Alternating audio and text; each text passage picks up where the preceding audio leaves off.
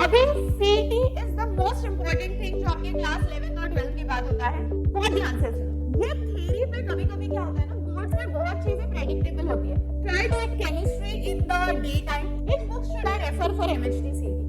ये 45 पेपर्स तो आपने करने ही करने हैं टू गेट 98%। 14 चैप्टर्स तो आपके बोर्ड्स के पहले आपने सीईटी प्रैक्टिस कर लिया हर subject. Saturday Sunday you have to keep for your 11th।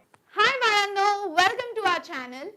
अभी CET is the most important thing जो आपके क्लास 11th और 12th के बाद होता है, क्योंकि अगर आपको बोर्ड्स में 98% भी आए तो आपको कोई इंजीनियरिंग कॉलेज में एडमिशन मिलेगा? बिल्कुल नहीं। सीओईपी के कॉलेज में भी जाओगे और बोलोगे भाई साहब मेरे को 98% आया है, तो हाथ धरना रन सरल बाहर काटना। क्यों? क्योंकि इंजीनियरिंग के लिए एडमिशंस जो होते हैं that is on the basis of MHT CET exam, और एमएचटी सीईटी एग्जाम के थ्रू महाराष्ट्र में अगर कोई बेस्ट कॉलेज है for engineering that is college of engineering Pune which is COEP college. अब इसके लिए तो सीईटी देना पड़ेगा। Now how do we prepare for CET, या बच्चों के क्या क्वेश्चंस होते हैं, ये सारे क्वेश्चंस आज के वीडियो में हम लोग सॉल्व करने वाले हैं, सो स्टे ट्यून्ड। सबसे पहला और मोस्ट इंपॉर्टेंट क्वेश्चन क्या है? अब ओके, अगर आप 11th में भी हो या अगर आप 12th में भी हो, this video is for both the students class 11th as well as class 12. सबसे पहला question, do I need to study differently for boards and CET? अब ये क्वेश्चन होता है कि मैम मैंने बोर्ड्स के तो ट्यूशन लगाए हैं, अब बोर्ड्स और सीईटी के लिए अलग से पढ़ना पड़ेगा क्या? तो एक चीज याद रखना है आपको, बोर्ड्स और सीईटी के लिए अलग से नहीं पढ़ना है। अगर मान लो आप बोर्ड्स का प्रेपरेशन कर रहे हो तो सीईटी के लिए आपको बस 30% एक्स्ट्रा एफर्ट डालना है। अभी what do you mean by this 30% extra effort? तो सिंपल बात है, बहुत ध्यान से सुनो। बोर्ड्स के लिए आप क्या करते हो, आप थ्योरी पेपर लिखते हो 70 मार्क्स का। अगर मैं फिजिक्स केमिस्ट्री की बात करूं तो 70 मार्क्स का आप थ्योरी पेपर लिखते हो। अब ये थ्योरी पे कभी-कभी क्या होता है ना, बोर्ड्स में बहुत चीजें प्रेडिक्टेबल होती है। जैसे बोर्ड्स के पहले मैं भी आपको बोल दूंगी बेटा ये आईएमपी है, यहाँ से क्वेश्चन आएगा, यहाँ से आएगा, यहाँ से आएगा, यहाँ से आएगा, और 70% question as it is boards में आ जाते हैं। क्यों? क्योंकि the number of previous year questions that are repeated वो ज्यादा होता है।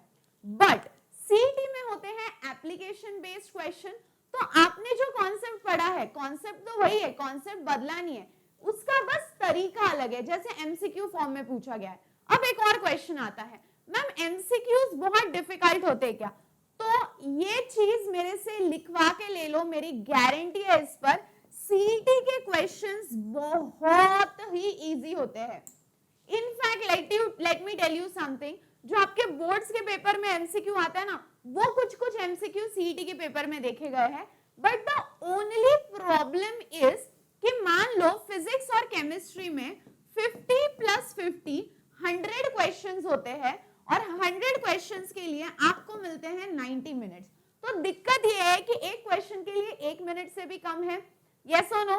तो आपको क्या करना है, उतने टाइम में वो क्वेश्चन पढ़ना है, समझना है, सॉल्व करना है, कैलकुलेशन करना है। इधर दिक्कत हो जाती है कि बच्चे सारे क्वेश्चन अटेम्प्ट नहीं कर पाते, और सीईटी में सबसे बड़ा पॉजिटिव पॉइंट ये है कि नेगेटिव मार्किंग है ही नहीं, तो इधर हम बच जाते हैं।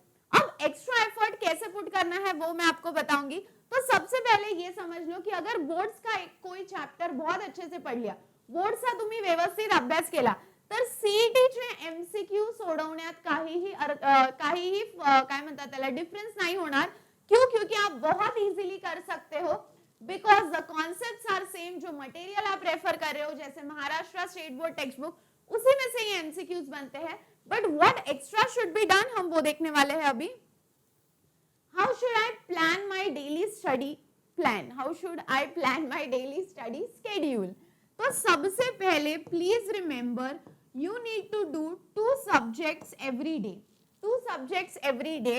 अब I am assuming you guys go to college, tuitions and so on. तो उसके वजह से बोल रही हूँ you need to do 2 subjects every day.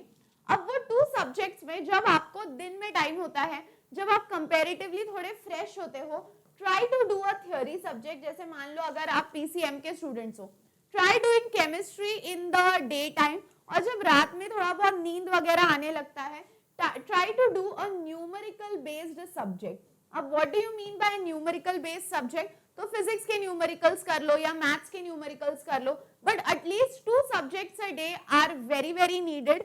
उसमें भी एक सब्जेक्ट को मिनिमम, वैसे तो 2 घंटा लेना चाहिए, but minimum 1.5 hours you have to give, ठीक है, ये चीज याद रखना है। उसके बाद ये तो हुआ आपका डेली स्टडी प्लान।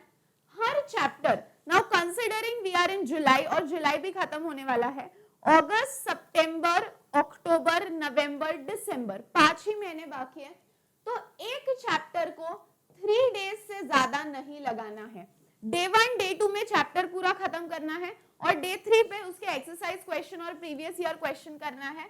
और जो आपका 4th डे रहेगा, 3 डेज में पूरा थियरी हो गया, जो 4th डे रहेगा, लास्ट डे, वहां पे आपको करने हैं सीईटी के एमसीक्यूज, क्योंकि कॉन्सेप्ट तो पढ़ लिया, अब वो कॉन्सेप्ट को बस मोल्ड करना है in the form of MCQs.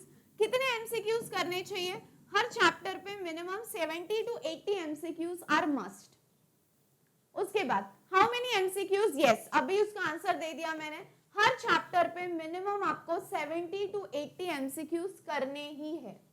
उसके बाद विच books should I refer for MHT CET? अब एक बात याद रखो, बुक्स आप कोई भी रेफर करो, you only need to check that it is if it is a previous year question papers वाला बुक या नहीं, क्योंकि more or the less आप कोई भी पब्लिकेशन से खरीदो, they will only change the cover of the publication, but PYQs तो सेम रहेंगे। तो purchase any CET book but previous year books and make sure it has updated question papers। 2025 के भी CET के question papers उसमें होंगे, बहुत books में 2025 अपडेट नहीं हुआ होता है, तो 2024 तक के एटलीस्ट देख लो और 2025 के पेपर्स डाउनलोड कर लो, ठीक है। So you can refer to any publication, just that it has to be the previous year question. How many mock test should I give before MHT CET? अब ऑनेस्टली स्पीकिंग मॉक टेस्ट तो आप boards के बाद ही शुरू करोगे, क्योंकि आप अभी बोर्ड्स के जोन में रहते हो कि नहीं मेरे को बोर्ड्स में अच्छा लाना है ये वो, बट जो सीईटी का पेपर है बेटा 200 मार्क्स का पेपर है, और फुल पोर्शन 200 मार्क्स का पेपर, मेरी गारंटी है, ये लिख लो, अगर आप 40 to 45 फुल पोर्शन सीईटी के पेपर दोगे तो यू विल आराम से get 98 percentile and above. I repeat, अगर आप 200 मार्क्स का फुल पेपर दोगे, 3 आवर्स में बराबर टाइम लगा के सॉल्व करोगे, फिर वो पेपर का एनालिसिस करोगे, फिर रिवीजन करके अगला पेपर दोगे, अगर आप ऐसे 40 to 45 पेपर्स मॉक टेस्ट दोगे तो 98 परसेंटाइल अगर नहीं आया तो सीधा मुझे आके मिल लेना और बोलना मैम आपने बोला था लेकिन नहीं आया। आई अश्योर यू कि जस्ट डू दिस, पूरा सिलेबस कंप्लीट करो, रिवीजन करो, पहला पेपर सॉल्व करो, अगले दिन वो पेपर का एनालिसिस करो, कहाँ गलती हुई, फिर रिवीजन करो, फिर मॉक टेस्ट करो। ये 45 पेपर्स तो आपने करने ही करने हैं to get 98 percentile. By the way let me tell you, ये साल सीओईपी का कट ऑफ था 99.75 percentile, and not that it is difficult because more than 600 students have got 95 above. 600 तो मैं वैसे बहुत कम बोल रही हूँ, मैं 2-3 सिटीज का जितना मेरे पास डेटा है उसका बोल रही हूँ। ओवरऑल महाराष्ट्र में अगर बच्चों को आ सकता है तो भाई अपने को क्यों नहीं आ सकता। Syllabus completion period for MHT CET, अब देखो मान लो है जुलाई, अगस्त, सितंबर, अक्टूबर, नवंबर, दिसंबर में आई नो आप कर ही नहीं सकते, तो एटलीस्ट ये याद रखना है कि जुलाई में आपको फिजिक्स के 3, केमिस्ट्री के 3 और मैथ्स के 3 करने हैं, फिर अगस्त में भी अगेन 3, 3, 3, फिर अगेन 3, 3, 3 और इधर भी 3, 3, 3, ठीक है। तो अब हर सब्जेक्ट का कितना हुआ, 3 1 जा 3, 3 2 जा 6, 3 3 जा 9, और इधर 2 ही चैप्टर्स करो, हर सब्जेक्ट के 2, हर सब्जेक्ट के 2,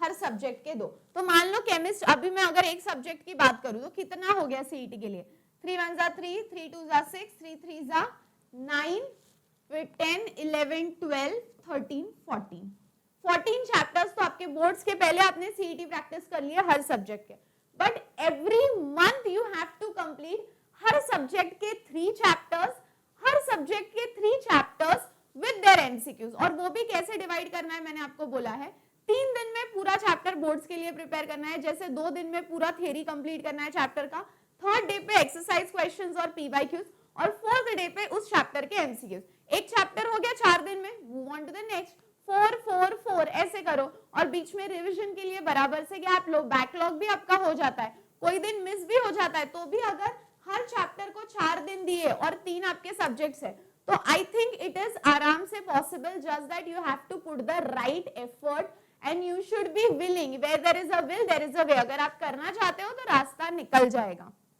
moving on, how to cover 11th backlog. अब क्या करना है आपको, देखो, मंडे टू फ्राइडे, ध्यान से सुनो मैं क्या बोल रही हूँ। मंडे टू फ्राइडे आपको पढ़ना है क्लास 12 के लिए। You have to prepare for class 12, और जो आपके पास सैटरडे संडे रहेगा, सैटरडे संडे में आपको पढ़ना है क्लास 11th के लिए। अब उसमें भी क्लास 11th में जैसे केमिस्ट्री में 10 चैप्टर्स है, बराबर, 11th स्टैंडर्ड के 10 चैप्टर्स है। You need to at least complete 6 chapters, at least 6 chapters आप कंप्लीट कर लो by October. 6 chapters at least by October cover कर लो। I think that will be sufficient. 6 chapters by October कर लो, सैटरडे संडे इज सफिशिएंट। हर मतलब वीक में मान लो आपके पास 4 सैटरडे संडेज आ रहे हैं, तो 4 संडेज पकड़ लिए तो 4 चैप्टर तो यही हो गए। आप बराबर 2 महीना भी करो 11th का, मान लो अगस्त और सितंबर, तो 8 चैप्टर आपके कवर हो जाएंगे। सैटरडे को थ्योरी पढ़ना है, 1 शॉट वीडियो देख लेना, संडे को एमसीक्यूज, फिर अगले सैटरडे को अगला चैप्टर, एमसीक्यूज, अगला चैप्टर। ऐसे अगर आपने अगस्त में 4 चैप्टर कर लिए और सितंबर में 4 चैप्टर कर लिए, 8 चैप्टर तो यही हो गए। मैम बचे हुए 2 चैप्टर कब करें हम, तो बचे हुए 2 चैप्टर हम बोर्ड्स के बाद करेंगे, क्योंकि सीईटी तो बोर्ड्स के बाद है। तो मान लो जुलाई, अगस्त और सितंबर में आपने केमिस्ट्री के इधर 4 और इधर 4, 8 कर लिए। अक्टूबर और नवंबर में फिजिक्स के कर लो, इधर 4 और इधर 4, खत्म। या तो इधर कर लो मैथ्स और फिजिक्स, और केमिस्ट्री हम करेंगे बोर्ड्स के बाद। But Saturday Sunday you have to keep for your 11। अब मैं ये जनरलाइज टाइम टेबल बता रही हूँ, क्योंकि हर बच्चे के लिए ये वैरी करेगा, बट मोटा मोटी this should be your plan. Okay, मान लो इधर 4 चैप्टर्स ऑफ केमिस्ट्री, इधर 4 चैप्टर्स ऑफ फिजिक्स, फिर again 4 chapters of chemistry, 4 chapters of physics, तो 4 चैप्टर्स करके 8 चैप्टर्स आपने फिजिक्स के कर लिए, 8 चैप्टर्स आपने केमिस्ट्री के कर लिए। चलो, समझ में आया। और पब्लिकेशन कौन सा रेफर करना है इसका मैंने आंसर दे दिया है। अब मैं ये फालतू में इसको खींच के और आपका टाइम नहीं लेना चाहती, क्योंकि these are the crisp things that you need to follow, so please pay attention towards all these things. और मैं लाइव आती हूँ Monday to Saturday sharp 7 PM for class 12, sharp 6 PM for class 11, जहां पे मैं आपसे पूरा बोर्ड्स का प्लस एमएचटी सीईटी का सिलेबस कराती हूँ with previous year question, exercise question, numericals, MCQs, सब कुछ, और recorded sessions, one shot videos are also available. So please go and check the playlist. ये सारा फ्री में चालू है, फ्री नोट्स मिलेंगे टेलीग्राम पे। So go and join the Telegram group right now and see you all Monday to Saturday sharp 6 PM class 11, sharp 7 PM class 12. बाकी मिलते हैं, तब तक हंसते रहो, खुश रहो, keep smiling, be positive, bye bye.